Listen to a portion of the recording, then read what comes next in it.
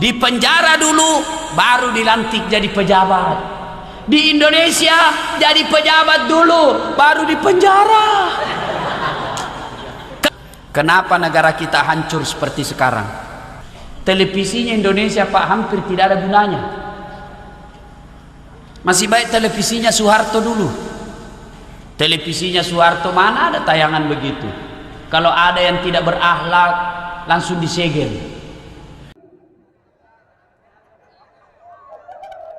Bos, ini gaspol atau rem-rem? Betul. Nah, ini. Assalamualaikum warahmatullahi wabarakatuh.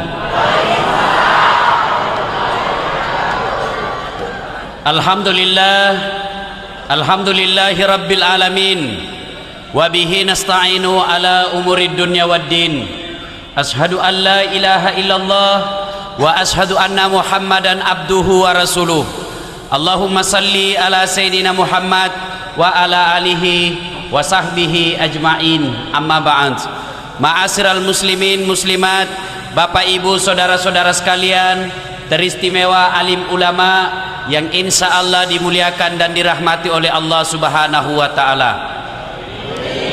Kurang lebih 1430 tahun yang lalu lahirlah seorang manusia pilihan yang dibesarkan tanpa pernah melihat wajah bapaknya, dibelai kasih sayang ibunya 6 tahun saja, bahkan dihina dan dimaki oleh sekampungnya sendiri, dan puncak penganiayaan terhadap beliau oleh sekampung dan sesukunya ketika diusir dari tanah kelahirannya. Tapi alhamdulillah, tanpa memasang baleho di jalanan, berhasil menjadi pemimpin yang kepemimpinannya bukan hanya diakui oleh umatnya, tapi juga diakui oleh mereka yang tidak menjadi umatnya. Siapa gerangan manusia pilihan ini? Tak lain adalah baginda kita, junjungan kita, Rasulullah Muhammad sallallahu alaihi wasallam, yang pada malam hari ini kita peringati maulidnya, kita peringati hari kelahirannya, meskipun agak terlambat sedikit. Dek nama agak terlambat, yang penting ipigaui. Bapak Ibu yang saya muliakan, apa sesungguhnya yang ingin kita bawa pulang dari perayaan maulid ini? Ibu-ibu agar romelo tatiwi lisu pole maulu. Telur, madocul, madodon culenya. Tadi malam main telur, sekarang mau telur lagi. Telur terus. Tentu bukan sekedar telur. Saya alhamdulillah sudah 6 provinsi saya lakukan maulid, dan 37 kabupaten kota yang saya datangi, dan semuanya itu apa tulisannya? Dengan hikmah maulid kita meneladani Nabi dalam kehidupan sehari-hari. Semua yang saya datangi, hikmah maulid kita mencontoh Nabi dalam kehidupan sehari-hari. Masalahnya kemudian adalah bagaimana kita mau mencontoh Nabi kalau sejarahnya kita tidak tahu? Bagaimana kita mau meneladani Nabi kalau sisi kehidupan Nabi kita tidak paham? Ada ibu-ibu ditanya sama anaknya, "Mak, tanggal berapa lahirnya Nabi, Mak?" Apa Nabi bilang mamaknya? "Iseng kode, kenapa saya kau tanya dongo? Apa gunamu masih sekolah?" Karena dia juga dongo. Dia balik tanya bapaknya, "Pak, kenapa tahun lahirnya Nabi disebut tahun gajah?" Apa dia bilang bapaknya? "Karena bukan tahun kambing goblok." Karena dia juga goblok. Giliran ditanya, "Kenapa Dewi Persik bercerai? Kenapa Syekh Puji diperiksa sama polisi?" Wah, ini semana roh. Padahal bukan itu urusan kita. Dulu Riolo Romai, kita anak-anak cepat sekali tahu sejarah Nabi. Kenapa? Orang tua tak memang nak tahu sejarahnya Nabi. Nah, Nabi tak komandre pada ye. Nak kau tindroi Nabi tak seperti ini. Kenapa? Ibunya memang tahu sejarah Nabi. Saya masih ingat waktu saya kecil dulu di kampung, Ibu. Mamak saya meskipun SD tidak khatam, tapi tepat sekali nak kasih tahu sejarah Nabi kepada anaknya. Dengan cara apa? Lagu. Ada lagunya mamakku di kampung begini. Pada zaman dahulu kala, pada zaman jahiliyah. Ku dengar ki, zaman jahiliyah. Teriak kak, kenapa zaman jahiliyah mak? Nah lanjut si lagunya. Lahirlah seorang rasul yang terakhir dan mulia. Ku tanya, siapa namanya mak? Itu nabi terakhir. Nah lanjut lagi lagunya. Nabi Muhammad namanya. Ibunya siapa mak? Siti Aminah ibunya. Bapaknya siapa? Abdullah nama ayahnya. Di mana tinggal? Pindrang atau Sidrap?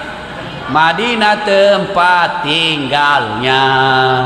Terus kenapa Mima? Setelah dewasa diangkat menjadi rasul.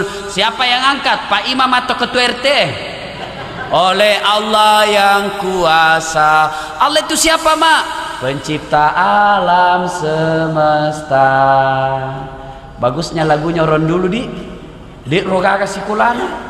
Dari lagu itu kita tahu siapa nabi terakhir, apa tugasnya, di mana tinggal, siapa ibunya, siapa bapaknya. Bahkan dalam lagu itu kita tahu akidah. Siapa itu Allah? Pencipta alam semesta. Itu lagunya orang dulu. Sekarang lagunya ibu-ibu gaul apa? Pulang suaminya apa lagunya? Lai lai lai lai lai lai, panggil aku si Jablay. Abang jarang pulang, aku jarang dibelai. Nah sambung anaknya, pulang-pulangku berbadan dua, lama tampili sudah cilaka. Iya kan? Nah ibu bapak yang saya muliakan, pada maulid kali ini saya tidak bercerita panjang lebar tentang sejarah Nabi dari A sampai Z. Kenapa? Di samping karena keterbatasan waktu, juga karena keterbatasan ilmu yang saya miliki. Saya coba-coba mengangkat kisah sisi kehidupan Nabi. Kisah pertama, si di waktu Pak Nabi tak kalolomopi lagi jalan-jalan di seputar Mekah. Beliau lagi jalan, tiba-tiba tertiup angin rohnya, tersingkap rohnya. Karena dulu Pak belum ada namanya celana panjang, apalagi celana botol. Oh, ndak ada pi. Tahu ki namanya celana botol Pak? Katuma cipilada. Cipi. Sampai-sampai mahasiswaku kupanggil dedek Sigondul, bagaimana caramu kasih masuk itu celanamu? Nah bilang dedek kampung anda bapak. Iya bagaimana caranya? Nah bilang ini Pak dikasih kantong plastik. Boleh sekalinya besok mau berak tidak dapat ku kantong plastik. Nu joli kini alemu dongo. Nabi lagi jalan, tiba-tiba tertiup angin rohnya, kelihatan betisnya. Bagaimana reaksinya Nabi kelihatan betisnya? Subhanallah, malu sampai merah mukanya. Paitai betina Pak nataro siri, merah mukanya. Masya Allah. Artinya apa? Kalau kita mau mencontoh Nabi pada maulid kali ini, kalau kita mau meneladani Nabi pada maulid kali ini, tanamkan rasa malu dalam hati kita. Taro-taroi siri aleta. Sekarang siri mulai hilang. Dulu kalau ada anak gadis hamil di luar nikah, diusir sama bapaknya, masuk ke kampungnya, upaka siri ki, tinggalkan kampung ini. Itu dulu. Sekarang hamil 5 bulan pesta besar-besar, dia mengundang haji, ikut mengundang ustaz. Baru 3 bulan sudah pengantin, mimana nih? Nabi bilang orang, kenapa cepat sekali melahirkan anak? Tak apa Nabi bilang bapaknya, iya silaku. Desi senagaga siri. Kalau kita mau mencontoh Nabi pada maulid kali ini, masih siri ki mapigau salah. Malu dong kalau sudah haji tapi masih rajin mendomi. Pangkat oje itu haji Pak Domes sisa Pak.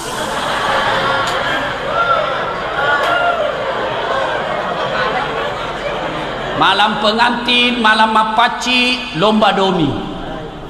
Begitu diumumkan juara 1 Haji Bedu pasangan Haji Baco. Haji pakala bak domeng. Haji kajili-jili. La ilaha illallah. Sadar-sadar saiki Haji.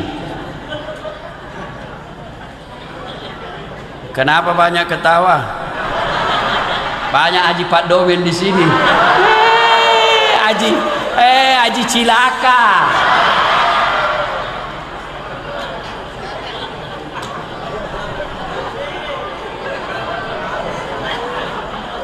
Kalau kita mau mencontoh Nabi pada maulid kali ini, malu dong kalau sudah hajah, sudah ibu hajah, tapi pergi pengantin masih kelihatan dadanya.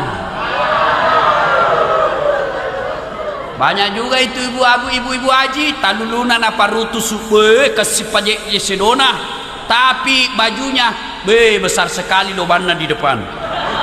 Baru besar nuna. Insyaallah. Bu, tidak dilarang berdandan, tapi tutup itu di depan tak. Nah bilang kalau ditutup Ustaz tidak kelihatan berlian. Kalau mau kelihatan berlian, tak jangan di dada tak disimpan, diikat di lindro begini. Baru tulis berlian. Nah tahu semua orang itu. Sudah hajat tapi masih kelihatan dadanya pergi pengantin. Mata cuak-cuaknya bosarae. Wah, begitu tenda paling susu tak bolong. La ilaha illallah.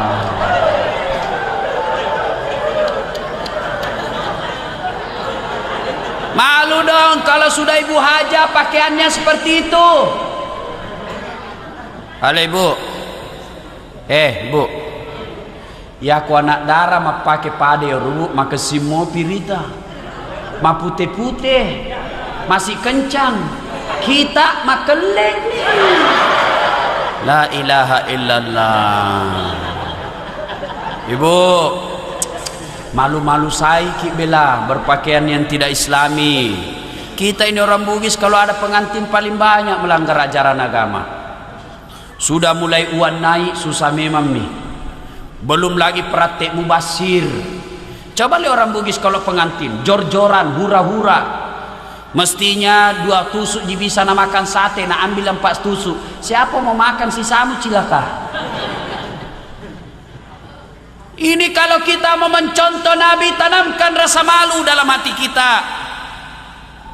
Malu dong berpakaian tidak islami.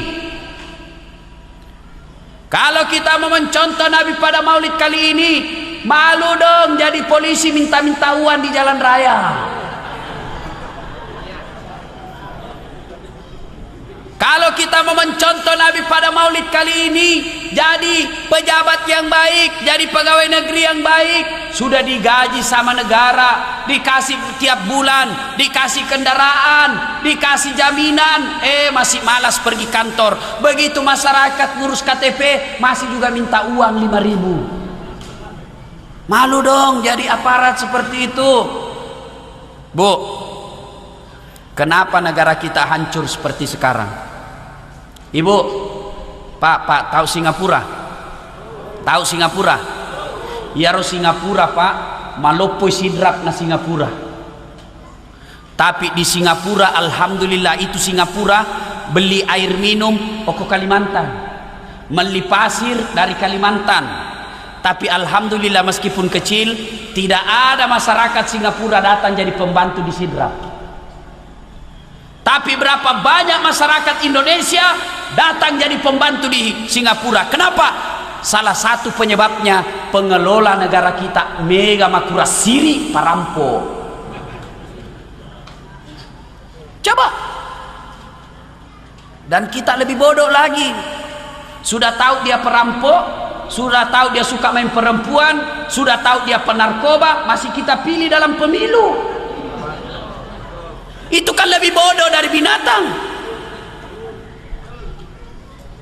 Masya Allah, kalau negara kita dihuni orang-orang makura siri, maka tunggu. Inna adzabi lazadid. Saya kasih kau azabku sangat pedih kata Allah. Coba lihat kita Pak, rasa malu sudah mulai hilang. Kalau dulu anak gadis lewat di jalan raya kelihatan pahanya, malu orang tuanya.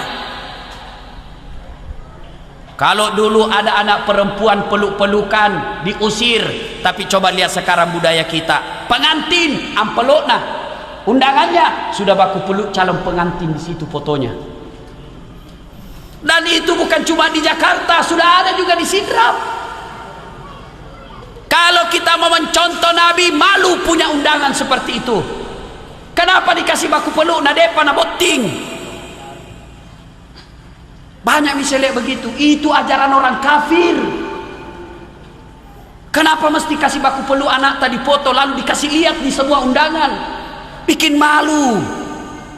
Dan anehnya bapaknya haji. Kalau kita mau mencontoh Nabi pada maulid kali ini, tanamkan rasa malu. Bu, kenal Nabi Yusuf?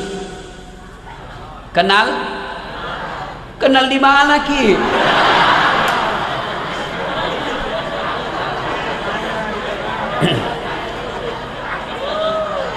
Biasanya sih kalau ceramah Pak ada air di sampingku.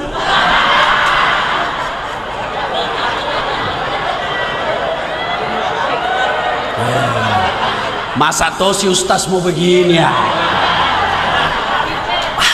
Kasih gelas. Masa ustaz mau begini? Pemabuk itu. Jangan ketawa kalau ustaz minta air. Kita itu enak duduk-duduk ketawa. Saya ini tadi baru turun dari mobil, belum bernapas baik-baik langsung naik ceramah.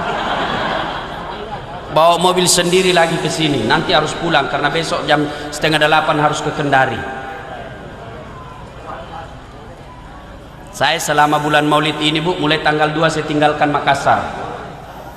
Ke Kalimantan, ke Irian, Sulawesi Tenggara, Sulawesi Tengah, Jawa Timur. Tadi malam saya di Sopeng, 3 acara saya di sana. Balik tadi pagi 3 acara. Saya langsung ke sini. Belum sempat istirahat, belum makan malah. Tapi alhamdulillah begitu saya masuk, senang perasaan saya. Weh, banyak yang tunggu ustaz. Meskipun ada ku dengar tadi Nabi bilang, ih mana anak mau balik.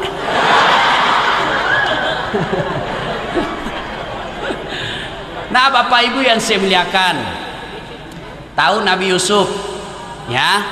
Itu Nabi Yusuf Pak Bu, difitnah oleh Suleha, dituduh Suleha mau diperkosa, akhirnya dipenjara.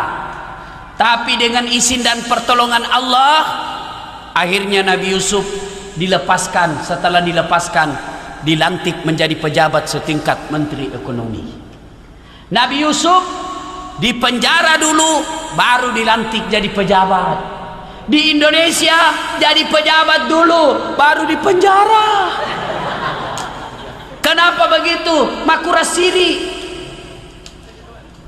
Dan demi Allah Pak, kalau manusia makura sirinya, maka manusia lebih hina dari binatang. Saya tegaskan sekali-kali, kalau manusia gagas sirina, maka manusia itu lebih hina dari kolok-kolok, lebih hina dari binatang.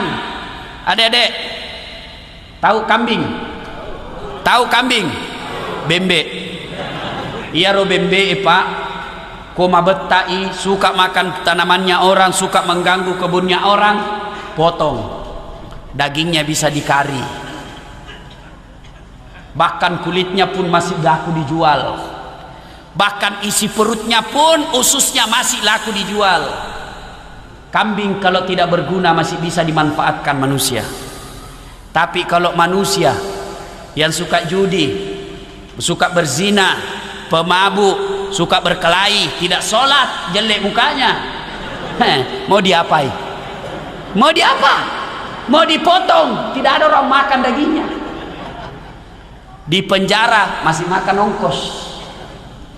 Jadi kota rupa tahu dek gagas sirikna Pak, engkamo gunana wolok koloe daripada itu. Jadi kalau kita mau mencontoh Nabi pada maulid kali ini, tanamkan rasa malu. Ini anak darah indreng-indreki siri. Anak darai maku kue pak lebih dek gaga sirik na naurani. Saya jarang melihat laki-laki pak pakai celana pendek yang hampir kelihatan pantatnya. Tapi sekarang perempuan pak, nasesa bilang, yang bajunya di atas turun ke bawah, yang di bawah naik ke atas, ketemu di tengah, mabicu nama cipi. Mas sopek-sopek topa, pas duduk kelihatan celana dalamnya, baru banyaknya lagi dakinya. Ketawa ki mungkin bu, tapi anak tanah kena. Cewek, di mana gitu cewek semua ini berkeliaran? Cewek, saya mau tanya ki, siapa kita kasih lihat? Siapa kita kasih lihat itu anuta? Laki-laki. Sedangkan kau sembunyi, nah cari dong. Apalagi pun namu pamer mewah nih. La ilaha illallah. Salah satu dampak televisi pak, itu mi pakaian yang begitu. Riolo romai pak, dek ni singinak darai mak baju padir, dek gaga contohna. Maku kue kemana dek ko televisi, dan itu mina contohna gadista. Televisinya Indonesia pak hampir tidak ada gunanya. Masih baik televisinya Soeharto dulu. Televisinya Soeharto mana ada tayangan begitu. Kalau ada yang tidak berakhlak langsung disegel. Sekarang karena alasan hak asasi, coba makin gosip mina pak guru aki. Ada lagi sinetronnya apa? Suami-suami takut istri. Coba sinetronnya pernikahan dini, hamil di luar nikah. Itu semua na contoh nata. Dan ada Tommy di situ mamanya menonton. Si Sasa anaknya gara-gara remote. Ada Tommy suaminya di situ. Masya Allah. Tanah maka solang-solang. Saya pernah kalian itu televisi. Nggak ada betul guna-gunanya. Dikasih yang berkomentar tentang rokok, yang berkomentar tentang pernikahan dini, semua yang tidak tahu agama. Artis-artis yang mana Romelo Lojo-Lojo ini dimintai komentarnya. Tidak ada diminta komentarnya orang agama. Waktu saya lihat itu semua itu, coba murah itu televisi pak, ku bantingi televisiku. Jengkel kalian ki. Allah, kenapa bisa begini? Makura sirik mana nih pak? Jadi kalau kita mau mencontoh Nabi pada maulid kali ini, tanamkan rasa malu dalam hati kita. Ada yang tanya, Ustadz, bagaimana kalau ada remaja masjid rajin sholat Senin Kamis ngajar ngaji tapi makura sirik Ustadz? Rasulullah menjelaskan, sittatu asyain tukhbitul amal. Ada 6 sifat yang menghancurkan amal kebaikanmu. Satu diantaranya killatul haya, to makuras siri. Kisah yang kedua, suatu saat Rasulullah kumpulkan para sahabat di masjid. Lalu beliau berkata, saudara-saudara sekalian, laki-laki yang tetangga dengan masjid wajib datang berjamaah di masjid. Lo mana kau mau berjamaah masih gie? Bubar jamaah. Tiba-tiba datang tunanetra. Tahu tunanetra ibu? Orang tidak melihat, buta. Maka dia Nabi tak, ya Rasulullah, bagaimana dengan saya? Saya tidak melihat ya Rasul. Nabi katakan, oh kau lain. Kau lain kau. Pulang ini orang. Belum jauh dipanggil kembali sama Nabi. Fulan sini dulu. Kenapa ya Rasul? Ada yang saya lupa. Kau dengar tidak azan di masjid? Muang kali bagi kau masih gie? Saya dengar ya Rasul. Nabi lalu jelaskan, kalau begitu kau tetap wajib datang berjamaah di masjid. Artinya apa pak? Kalau kita mau mencontoh Nabi pada maulid kali ini, kalau kita mau meneladani Nabi pada maulid kali ini, yuk mari tanamkan kecintaan sholat berjamaah di masjid. Tapi bagaimana kita lihat masjid sekarang dibangun besar, dibangun mewah sampai ratusan juta, tapi sayang 1000 sayang, masjid sepi dari jamaah. Masjid kita seperti museum mewah tapi isinya orang tua sudah pensiun. Tomato amanan nak kasih, akhirnya apa di dalam masjid? Lomba batok. Tidak ada anak muda di masjid. Kenapa orang Islam malas ke masjid? Magaro, aga sabakna. Satu, karena dia tidak lihat pahalanya. benenge pak irite apalanne Roma bere jamaah pak penuh ini masjid. Seandainya misalnya diumumkan sama Pak Desa, siapa yang datang sholat duhur dikasih gula 3 liter, jam 12 sholat duhur, jam 11 penuhi masjid. Kenapa? Pak Naita ya malah. Yang kedua, kenapa orang Islam malas datang berjamaah ke masjid? Karena dia tidak tahu pahala dan keutamaan sholat berjamaah. Bu, mau tahu keutamaan sholat berjamaah? Mau tahu keistimewaan berjamaah? Satu, kata Nabi menjelaskan, barang siapa yang wudhu lalu ke masjid sholat berjamaah, melangkah kaki kanan catat 1 pahala, melangkah kaki kiri gugur dosa kecilnya. Coba. Jadi kalau bola pak 200 meter dari masjid, PP 200 meter. Melangkah kaki kanan di pahala, melangkah kaki kiri hapus dosa kecilnya. Subhanallah. Bagaimana kalau naik motor Ustaz, rodana dihitung? Bagaimana kalau naik mobil? Alhamdulillah apa rodana ikan ya pak. Apalagi keutamaan berjamaah. Seluruh materi yang kita lewati, aspal, pagar, tembok, dinding, tumbuhan, binatang, semua nanti jadi saksi dan akan berkata di hadapan di akhirat kelak, ya Allah, jangan kau masukkan dia neraka, masukkan dia surga. Saya saksinya tanggal 12 April dia datang berjamaah di masjid. Itulah sebabnya, salah satu sebab setiap kita sholat di masjid 2 rakaat pindah, 2 rakaat pindah lagi, 2 rakaat pindah lagi, supaya apa? Tambah banyak saksi di akhirat kelak. Yang ketiga, keutamaan sholat berjamaah. Seluruh air ataupun debu yang melekat dalam diri kita, misalnya toh bosi naloki masigie marica wajutta, itu nanti yang akan melindungi kita agar tidak disentuh oleh api neraka. Yang penting jangan salah paham pak. Selesai dengar begini mau ke masjid, nah tunggu hujan keras. Begitu hujan keras, nah buka payungnya jalan. Wah, itu namanya dompala.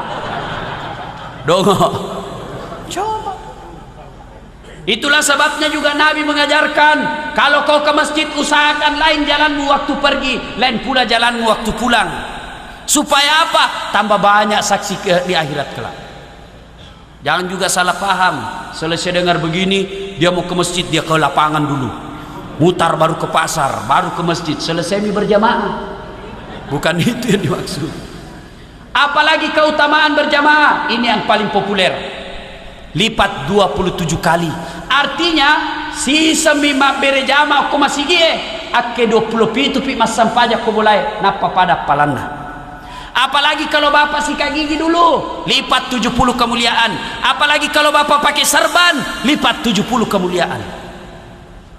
Jadi tania serba bawah tu belo-belo, ya aku mas serbaki ake 70 pide nama serban napa pada pas serbangi.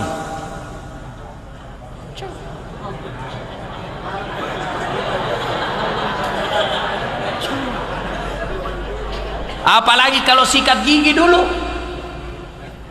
Apalagi keutamaan berjamaah di masjid. Ada namanya doa bersama. Barangkali kalau di rumah salah-salah doa tak, tidak tahu ki berdoa, kita mau minta hujan, ternyata yang kita baca bahasa Arab minta jodoh.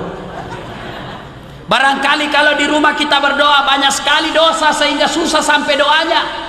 Tapi di masjid ada alim ulama, ada fakir miskin, ada anak yatim piatu, ada janda-janda tua yang teraniaya, berdoa bersama dalam masjid.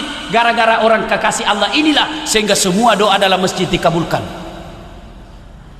Itulah sebabnya selalu saya anjurkan, kalau kita berdoa jadi imam, tolong baca doa kasih keras-keras sedikit. Karena kadangkala ada imam tidak didengar apa yang minta, kita di belakang asal amin saja. Amin, amin. Apa kau minta Ces, kasih dengar ki. Siapa tahu yang jadi imam seperti ustaz yang tidak ada istrinya. Jadi kalau ini ustaz tidak ada istrinya bu, jadi kalau ada ibu-ibu mau punya menantu ustaz, ketik Rex spasi das atlatif. Minta. Yang jadi imam dari istrinya, dia minta kepada Allah, ya Allah, berikanlah kami jodoh. Nabi bilang, bapak di belakang, amin. Sudah ada istrinya. Nabi bilang juga istrinya di belakang, amin. Kabulkan Tuhan. Artinya ibu restui suaminya kawin lagi. Makanya kalau jadi imam, usahakan kasih dengar-dengar sedikit, ya. Ibu bapak yang saya muliakan, apalagi penyebab orang malas ke masjid? Karena manajemen masjid tidak bagus, pengurusan masjid tidak bagus. Ini banyak orang Islam suka sekali bangun masjid besar, bertingkat. Untuk apa? Nanda penuh.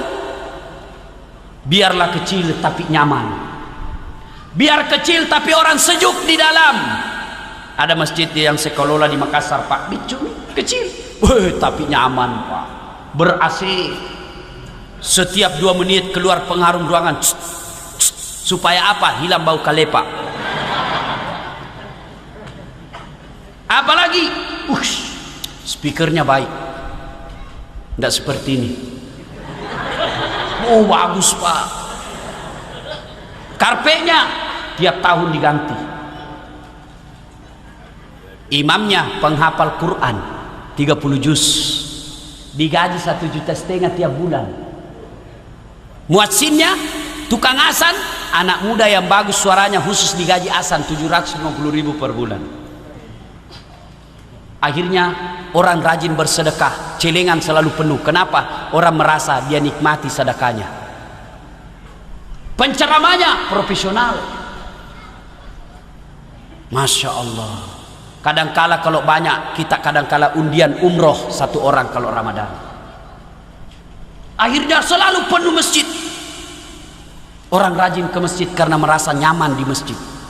Ini tidak. Bagaimana orang mau ke masjid? Yang azan orang tua yang sudah pensiun, camumi Pak, posotopa, azan subuh, ayana salah,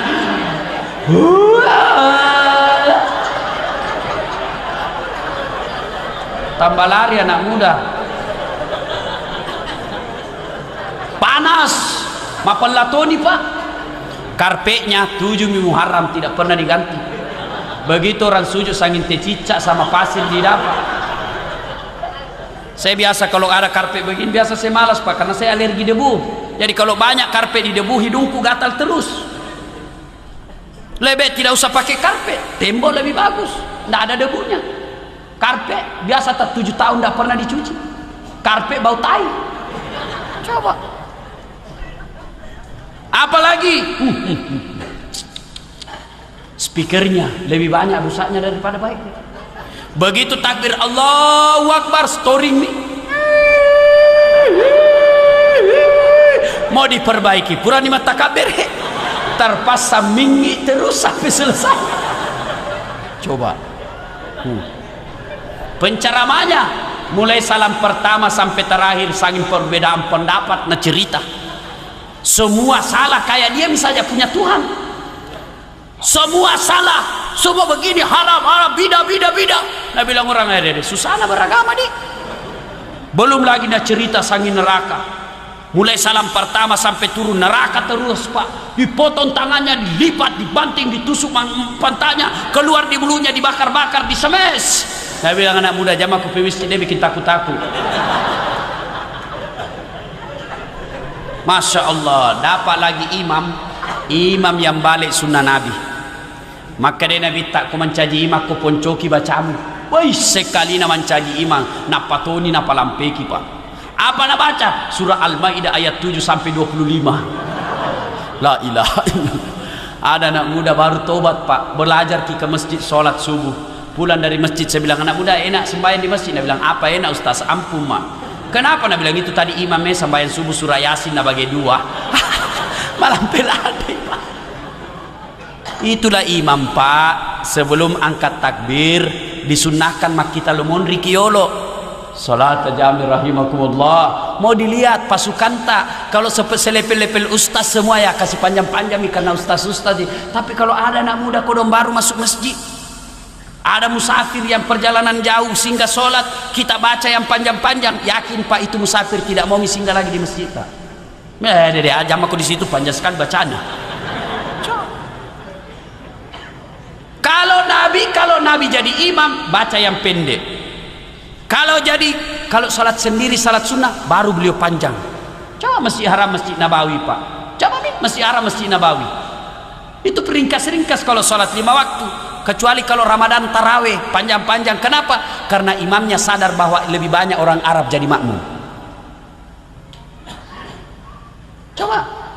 Yang kedua kata Nabi, kalau kau jadi imam, bacalah yang umumnya orang hafal. Ya romegan apalah jamaah. Kenapa?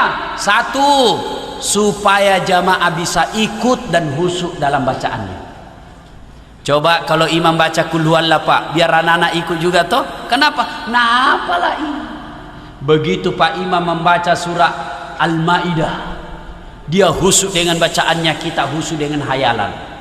Waladhdallin, amin. Dia makin. Kenapa mau ikut? Tidak dihafal. Terpaksa menghayal. Tadi uangku 50.000, beli pulsa 20.000, beli rokok 10.000. Mana ini 20.000-nya? Allahu Akbar, belum pindah dapat. Sami Allahu liman hamidah, masih nak cari. Begitu assalamualaikum warahmatullahi. Oh, di bawah bantal ku simpan. Siapa salah? Imam. Yang kedua, tujuannya dianjurkan membaca yang umumnya orang hafal, supaya begitu salah imam ada yang bisa luruskan. Coba kalau imam salah, yang dia baca surah yang susah, begitu salah, siapa yang bantu? Ya leta. Ada ini cerita Pak, wallahu alam benar atau tidak. Jadi imam Pak kepala kurang anak sekolah pesantren lisui, nah bilang orang di kampung, iko yolo na melo irita palam, nah baca nih Pak surat malam begitu dalam perjalanan tiba-tiba ada jatuh cicak dekat kepalanya, tak silengi Pak, namanya orang kaget, stres hilang hafalan. Nah coba ingat, tidak nak ingat juga sambungannya, nah ingat tidak bisa, terpaksa suasana hening, diam semua orang. Ini imam pusing, terpaksa Nabi bilang, ini imam tolong bantu di belakang. Nabi bilang, yang di belakang saya juga tidak tahu. Tiba-tiba ada berteriak di belakang. Nabi bilang, kalau begitu ya sudah, mi Allahu Akbar. Siapa salah? Imam. Ya, makanya tidak sembarang orang bisa jadi imam Pak. Termasuk imam di DPRD dan DPR pusat. Sudah makin memilih DPR dan DPRD. Demi Allah, 3 menit jaki barangkali 4 menit jaki saja mencoblos.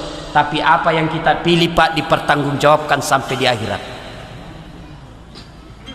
Demi Allah, Nabi menjelaskan, barang siapa memilih pemimpin padahal dia tahu ada yang lebih layak dari dia, maka sesungguhnya dia telah mengkhianati Allah, Rasul dan umat Islam. Jadi kalau ada kita pilih A padahal si B lebih baik dan kita tahu si B lebih baik, tapi kita pilih A karena uang, karena sepupu, karena sekampung, di akhirat nanti masih sakit.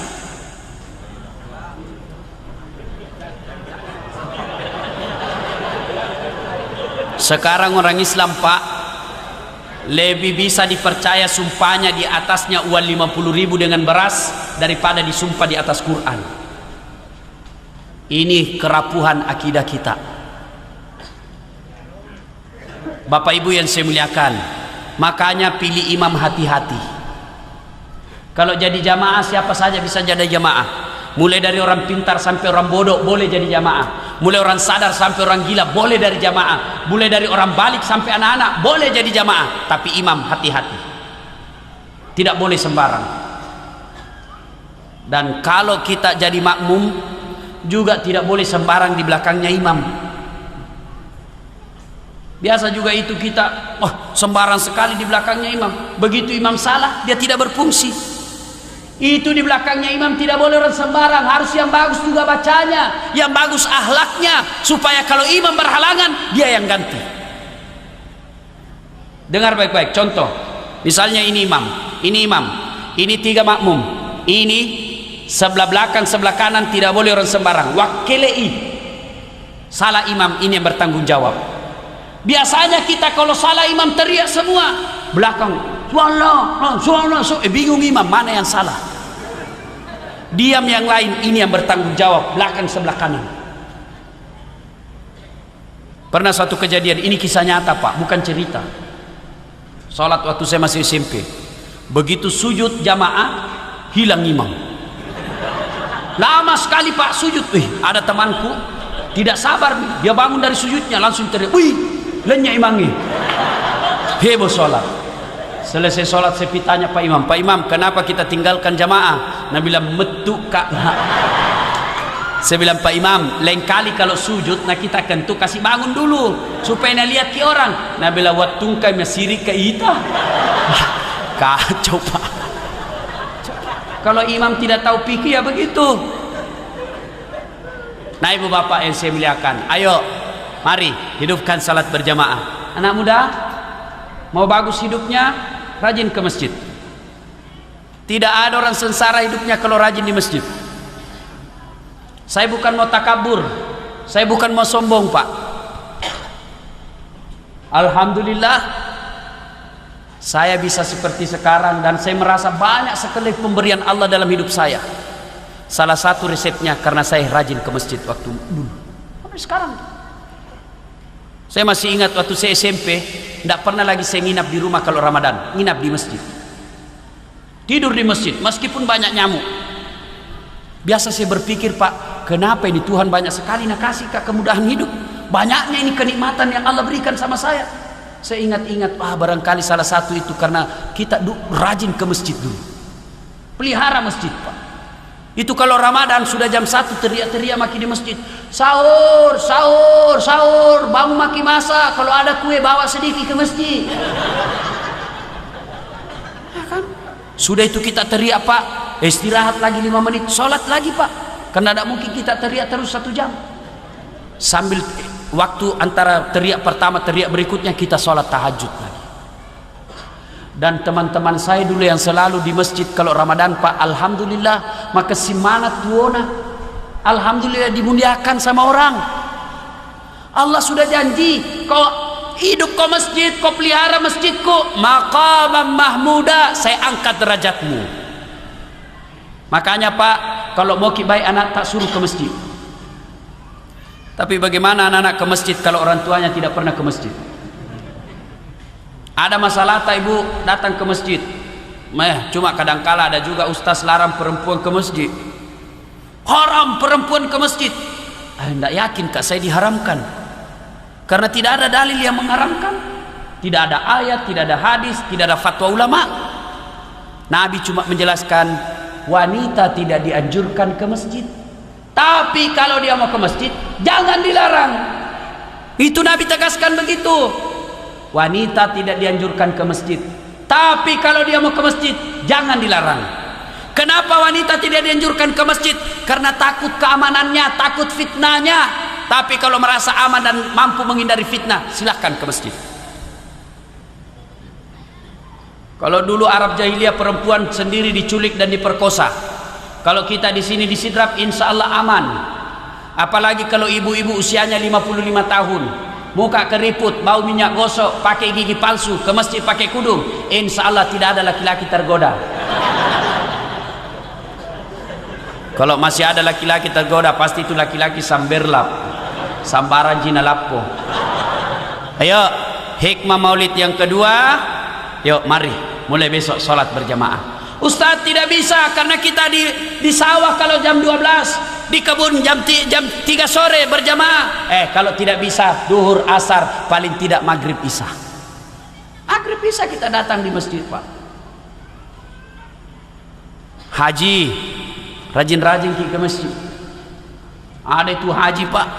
Di Indonesia ini Pak selalu puluhan ribu orang menunggu untuk haji, tapi pulang Pak dari haji tetap malas berjamaah.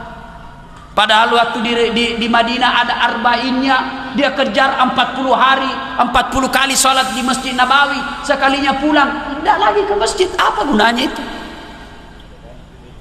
Kalau kita betul-betul menerapkan itu arba'in, mestinya sampai di kampung halaman kita tetap sholat berjamaah. Ayo hidupkan sholat berjamaah. Tidak bisa 5 waktu, yang ada kesempatan subuh mungkin. Tapi alhamdulillah saya lihat di sini Pak, ramai Pak. Apalagi kalau subuh, sampai di luar, tidak ada di dalam. Ya, kisah berikutnya. Rasulullah sallallahu alaihi wasallam pernah sholat tengah malam. Lalu bangun istri beliau Aisyah, mendapati suaminya lagi sholat sunnah. Aisyah tunggui, karena lamanya Nabi sholat sunnah, tertidur kembali Aisyah. Matindro si memang. Bangun lagi kedua kalinya, Nabi masih sholat. Ketiga kalinya Aisyah bangun, baru Nabi selesai sholat. Selesai sholat, Nabi didatangi oleh istri beliau Aisyah. Ya Rasulullah, Anda ini kan Nabi, betul. Anda ini kan kekasih Allah, betul. Anda ini kan tidak punya dosa, cocok nih. Kenapa? Begini maksudku, kata Aisyah. Kalau sembahyang ki yang biasa-biasa sajalah, jangan terlalu banyak, yang biasa-biasa nih. Apa kata Nabi? Aisyah, apakah tidak bagus kalau saya diberi gelar abdan sakura, hamba yang pandai bersyukur? Subhanallah Pak, Nabi Pak, dek gak dosana, dicintai Allah, dijamin pasti masuk surga, tapi salat-salat sunnahnya luar biasa. Artinya apa? Kalau kita mencintai Nabi pada maulid kali ini, kalau kita mau mencontoh Nabi pada maulid kali ini, yuk hidupkan salat-salat sunnah. Salat sunnah apa? Mulai yang gampang-gampang. Salat duha. Ibu, salat duha. Tiada hari tanpa salat duha. Bagaimana caranya salat duha, Ustaz? Sama salat sunnah yang lain, bedanya niat dan waktunya. Kalau tahajud, niatnya tahajud, waktunya malam hari, syaratnya harus sudah tidur. Berapa lama tidur? Biar 10 menit. Bapak tidur jam 12, lewat 10 menit bangun, boleh sholat tahajud. Tapi waktu paling bagus jam 3, jam 4 dini hari. Berapa rakaat? 2 rakaat sampai 8. Artinya wad di mato 2, masa gena waktu tak wad di ngepak. Lebih bagus 6, lebih bagus lagi 8 rakaat. Kalau sempit waktu 2 rakaat boleh salat tahajud. Kalau duha waktunya pagi hari, niatnya duha. Jam berapa? Jam 7 sampai menjelang duhur. Waktu paling bagus jam 9 pagi. Berapa rakaat? 2 rakaat boleh, 4 rakaat boleh, 6 rakaat boleh, maksimal 8 rakaat. Apa keutamaan sholat duha? Apa keistimewaan sholat duha?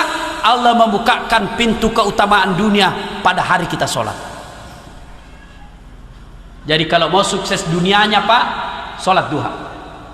Ibu, mau bantu suami cari nafkah? Bu, mau ibu? Kenapa 12 Ji? Mau ibu?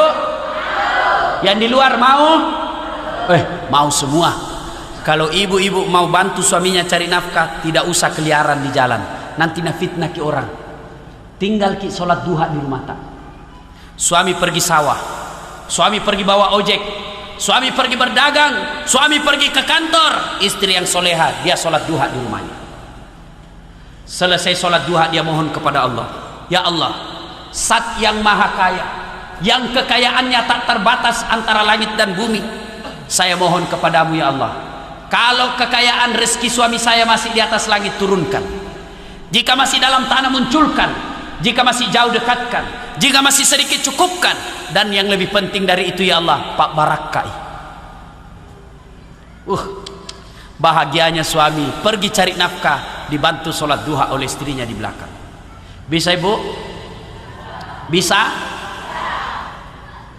Yang banyak saya kuliah di Makassar, baru 10 menit pergi suaminya, pergi tom istrinya tawaf. Matawapu ipa, nak kelilingi semua rumahnya orang, rumah curita salah. Bagaimana mau mudah rezekinya? Ada anak muda di sini masih sekolah, nuntut ilmu kuliah, supaya sukses dunianya dalam menuntut ilmu, sholat duha. Salah satu amalan yang diwasiatkan orang tua saya kepada saya begini, nak, dek gagas sijimu tosogi, dek gagas sijimu pejabat, nak, dek tu gagas tuluk kok kecuali pun Allah Ta'ala. Bagaimana caranya Pak? Jangan kau tinggalkan sholat duha 1 hari pun, karena di situ kunci kesuksesan dunia pada hari itu, sholat duha. Makanya saya tamat SMP mengadu nasib ke Makassar, SMA mulai saya terapkan sholat duha. Begitu bunyi bel, orang pada lari ke warung, saya mampir ke musola, salat duha 2 rakaat 5 menit saja. Selesai sholat saya berdoa kepada Allah 2 menit. Ya Allah, saya terima nasibku orang kampung, saya terima nasibku miskin, tapi jangan pula engkau miskinkan ilmuku. Jadikan diri hamba sebagai pusat ilmu pengetahuan. Selesai, pitu menit, masih ada waktu 23 menit istirahat. Selesai sholat doa, selesai berdoa, baru saya ke warung kalau ada uang. Kalau tidak ada uang, cari anak orang kaya yang dongok. Ada PR, ada, kerjakan dulu saat gampang, yang penting belikan jalan cottages.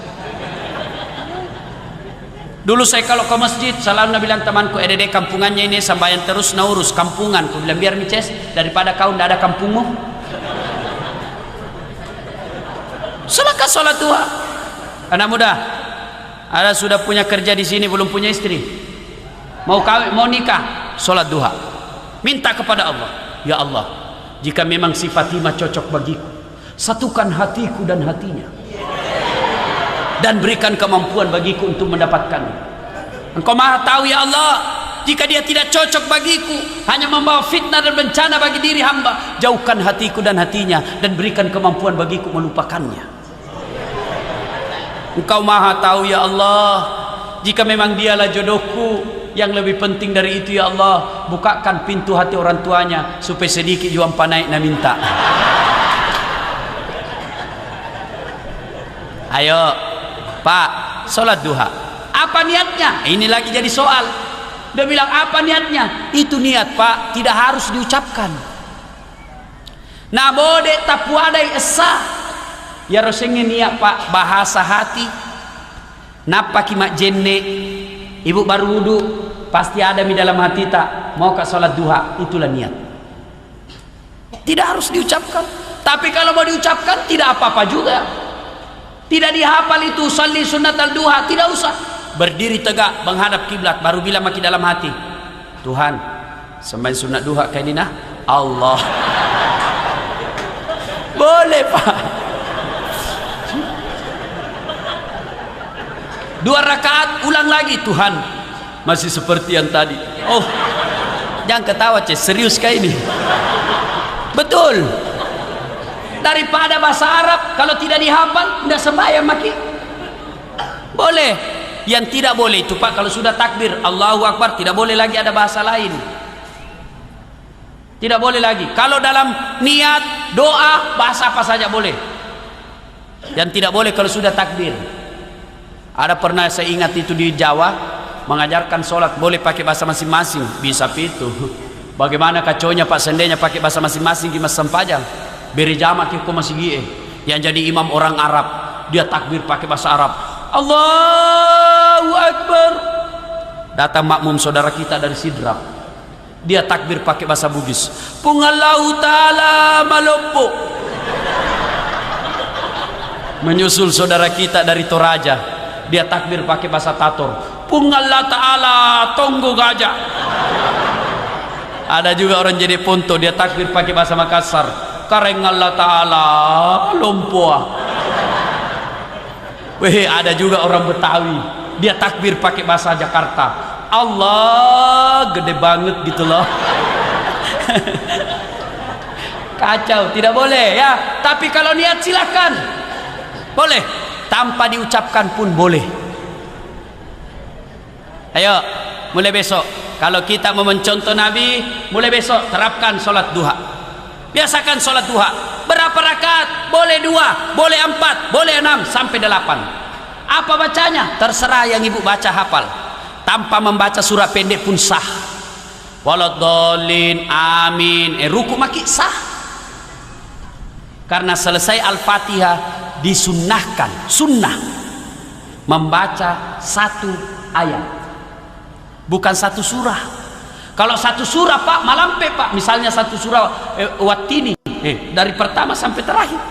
Tapi kalau 1 ayat, misalnya waladhdallin, amin, bismillahirrahmanirrahim, alif lam mim, Allahu Akbar, boleh 1 ayat.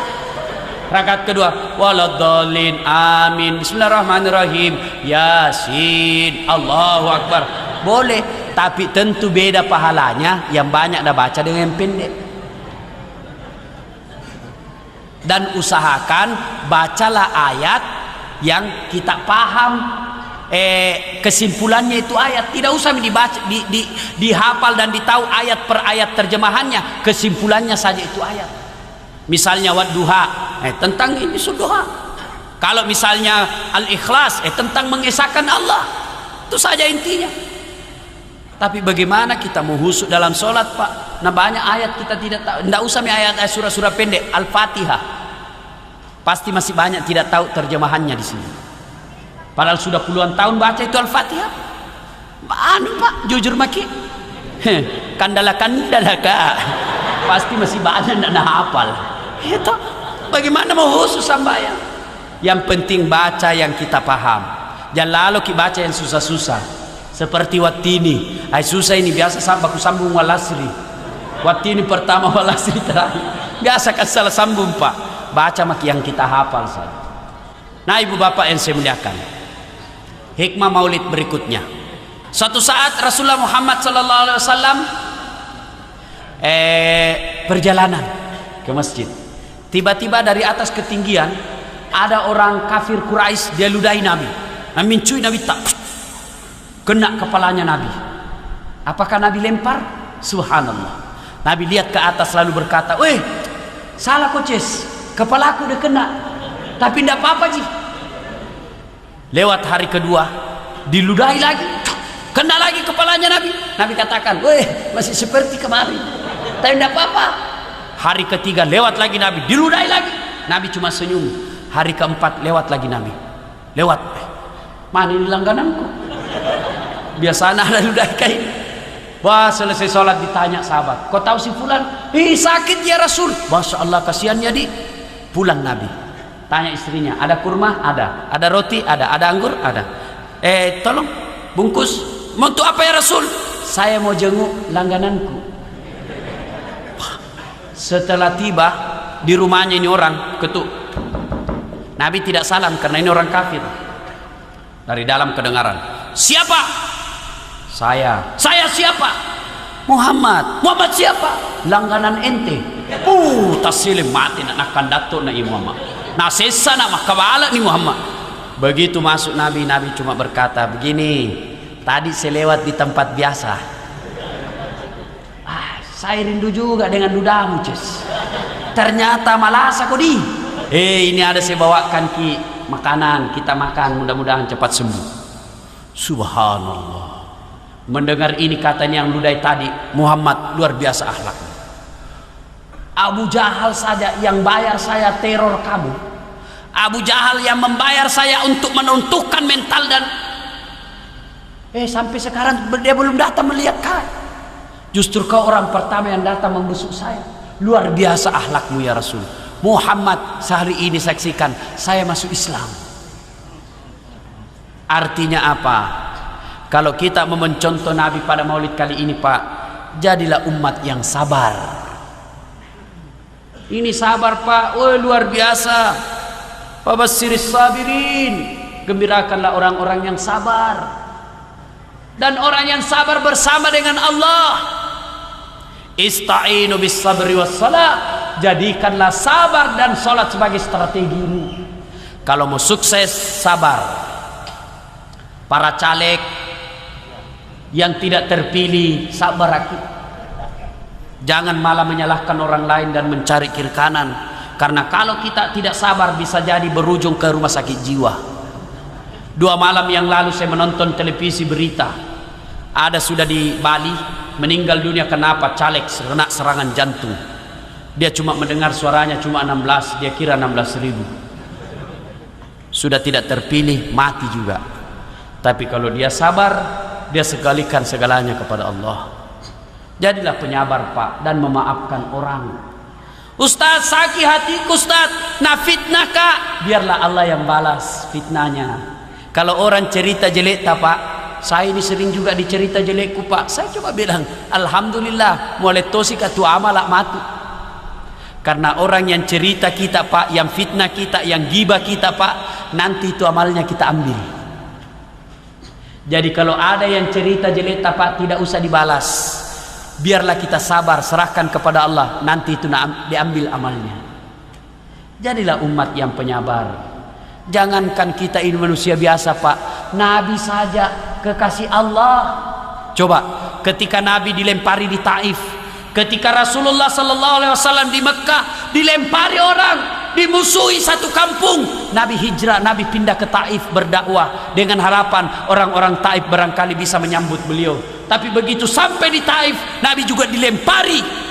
Jengkel malaikat Jibril datang, kata menawarkan bantuan. Muhammad, keterlaluan ini semua manusia. Kau berdoa kepada Allah, saya angkatkan kau ini gunung, saya lemparkan kepada mereka, saya hancurkan. Mendengar ini apa kata Nabi? Jibril, kalau Allah mau mengabulkan doaku, saya berdoa kepada Allah, jangan kau hancurkan dia, berikan dia hidayah. Kira-kira kalau saya Pak begitu diserang kepepet, datang Jibril, dasat, tembak nih semua. Itulah Rasulullah Muhammad SAW. Kalau kita mau mencintai Nabi Pak, tak dampangin itu salewkidi. Dan orang yang pemaaf dan sabar Pak, insya Allah tenang hidupnya. Tapi orang yang pendendam, dengki, tidak bisa tidur. Orang yang kita dendami, orang yang kita dendam, dia sudah tidur, kita masih gelisah. Bagaimana cara aku balas gini jam 2 belum pakai tidur? Ini orang sudah ngorong nih. Orang suka dendam Pak, tidak ada bagusnya. Serahkan sakit hati kita kepada Allah. Lebih mulia lagi kalau kita memaafkannya. Kalau kita mau mencontoh Nabi Pak, jadilah umat yang pemaaf. Nih selesai orang memilih Pak, yang terpilih nanti insya Allah duduk di DPR, kita jangkit baku musuh-musuh. Ada orang gara-gara bela pilihan lain partai baku musuh. Sudah dicoblos orang, sudah dicontreng orang, dia dapat gaji DPR, dapat tunjangan, kita baku musuh. Itu namanya dongo. Kalau kita dianiaya, kita dihina, kita difitnah, serahkan segalanya kepada Allah. Fitnahan itu mengangkat derajat kita, aniaya itu akan mengangkat derajat kita. Ibu bapak yang saya muliakan, ini hikmah yang kelima. Berikutnya, kalau kita betul mencintai Rasulullah, ya ayyuhalladzina amanu sallu alaihi wa sallimu taslima. Banyak-banyaklah bersalawat kepada Rasulullah. Bahkan Rasulullah menjelaskan, barang siapa yang bersalawat kepadaku, maka Allah akan melapangkan hidupnya. Ibu-ibu gunda gulana, cemas, ada masalah dalam rumah tangga, bersalawat kepada Rasul. Allah ya Nabi salam alaika, ya Rasul salam alaika, ya Habib salam alaika, salawatullah alaika. Saya majelis taklimku di Makassar Bu, kalau nak dengar kak salawat dia langsung otomatis nak sambut itu salawatku. Di sini kulihat diam-diam. Yuk, siapa yang tidak ikut salawat, saya doakan suaminya kawin lagi. Ayo salawat kepada Rasul. Allah ya Nabi salam alaika, ya Rasul salam alaika, ya Habib salam alaika, salawatullah alaika. Ibu, kalau ada yang tanya kadangkala sama saya, Ustadz, kenapa doaku sampai sekarang tidak dikabulkan Allah? Kenapa yang saya minta tidak dikasih Allah? Salah satu penyebabnya karena kita berdoa tidak bersalawat kepada Rasul. Nabi menjelaskan, barang siapa yang berdoa tidak diawali dan akhiri dengan salawat, maka doanya tergantung antara langit dan bumi. Kita tahu di salawat toh? Jangan sampai seperti mahasiswaku di UNHAS mau ujian skripsi, saya bilang, Dek, supaya barakah ini ilmu saya kasih kau salawat kepada Nabi. Apa dia bilang? Salawat kepada Muhammad. Ulangi beda, salawat kepada Muhammad. Salah. Nabi bilang, yang mana pala itu Ustaz? Allahumma salli ala Muhammad wa ala Muhammad. Nabi bilang, oh diganti Ustaz. Bukan diganti, kau yang dongo. Mana salawat diganti? Banyak bersalawat Pak. Nabi juga menjelaskan, sepelit-pelit umatku di antara kalian adalah yang dia dengar namaku dia tidak bersalawat kepadaku. Ayo ibu, ada masalah salawat. Saya masih ingat orang tua kita dulu naik rumah baru barasanji. Ada anaknya lahir barasanji. Menrik dan lekna mak barasanji sih. Kenapa? Dalam barasanji banyak salawat. Tapi sekarang ada bid'ah, neraka. Mauku saya toh yang tidak mau barasanji jangan maki. Yang mau silakan, jangan saling menyalahkan. Selesai, tidak ada persoalan, tidak susah. Daripada sekarang diganti Pak, naik rumah baru elektron. Mendre si anak-anak elektron. Candolen-dolen. Bagaimana mau berkah? Kalau yang tidak mau barasanji silahkan, jangan larang yang mau. Yang mau jangan suruh yang tidak mau, yang tidak bertengkar begitu. Dalam barasanji kan ada, saya masih ingat waktu kecil dulu.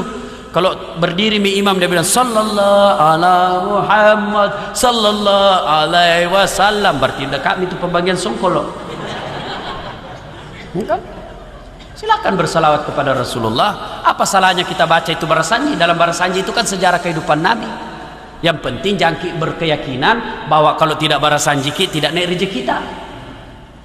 Kalau orang mau barasanji membaca sejarah-sejarah hidup lalu diterjemahkan, apa salahnya? Anak-anak diperdengarkan barasanji dengan menerjemahkan, akhirnya mereka tahu bahwa oh Rasulullah begini dan sebagainya.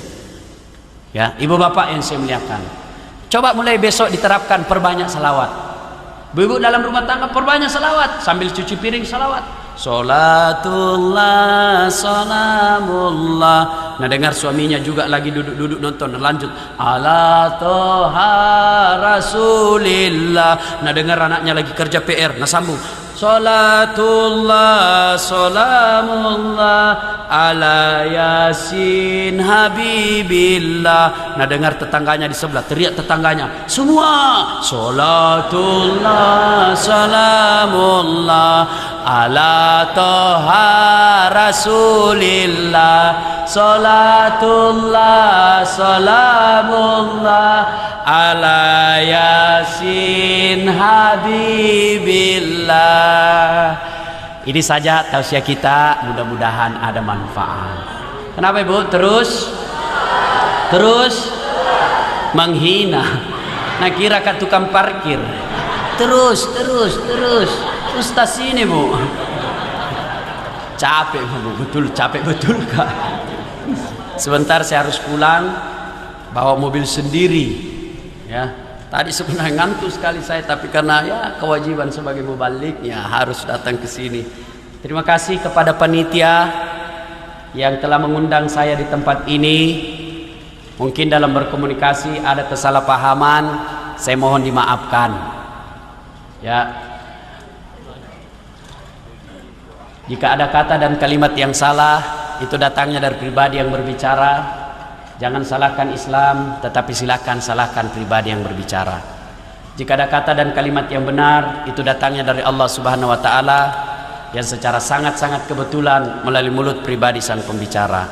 Karenanya tidak penting dan tidak perlu menghargai sang pembicara, tapi hargailah kebenaran yang disampaikan. Sebelum kita akhiri, mari kita berdoa kepada Allah Subhanahu wa taala. Kita awali dengan mengirimkan suratul Fatihah kepada Rasulullah Muhammad SAW. Mohon izin ibu-ibu jangan berdiri dulu. Kita berdoa kepada Allah. Mohon keikhlasannya membaca suratul Fatihah, khasiat dan keutamaannya kita ikhlaskan untuk Ustadz Das'ad. Mudah-mudahan diberikan kekuatan lahir dan batin, kesehatan dan keselamatan lahir dan batin sampai kembali ke Makassar nanti. Ila hadratin Nabi Mustafa Muhammad sallallahu alaihi wasallam, summa hususil Das'ad Latif. Al-Fatihah. Bismillahirrahmanirrahim. Iyyaka na'budu